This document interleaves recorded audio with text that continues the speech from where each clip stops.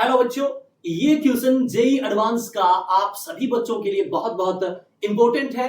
तो ये video skip ना करें, इसी के साथ बने रहें। देखिए बच्चों, एक बार जेई में क्या सवाल आया था, ए particle undergoes uniform circular motion about which point on the plane of the circle will angular momentum of the particle remain conserved। कि पार्टिकल सर्कुलर पाथ पे घूम रहा है, बताइए किस पॉइंट के अबाउट उस बॉडी का, उस पार्टिकल का एंगुलर मोमेंटम कंजर्व रहेगा।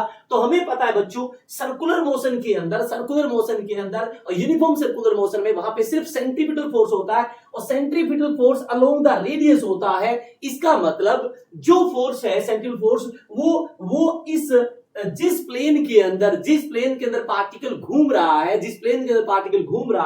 उस प्लेन के अंदर जो पॉइंट ओ है, इस सर्कुलर पाथ का जो सेंटर है उसके अंदर से गुजर रहा है।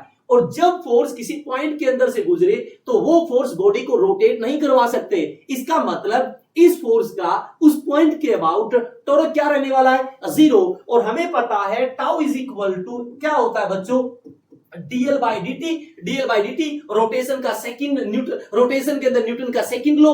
यदि मैं कहूं टॉर्क 0 है अबाउट o, तो L क्या रहेगा, कांस्टेंट। इसका मतलब इस पॉइंट o पॉइंट के अबाउट, o पॉइंट क्या है, इस सर्कुलर मोशन का सेंटर है और ये उस प्लेन के अंदर है जिस प्लेन के अंदर ये यूनिफॉर्म सर्कुलर मोशन हो रही है। तो इस ओ पॉइंट के अबाउट बॉडी का एंगुलर मोमेंटम बच्चों क्या रहेगा, कंजर्व। यदि आपको ये कंसेप्ट समझाया है और ऐसे ही आपको सारे के सारे जेई और नीट के पीवाईक्यू कंप्लीट करने हैं तो जल्दी से फिजिक्स उर्मा को लाइक एंड सब्सक्राइब जरूर करें।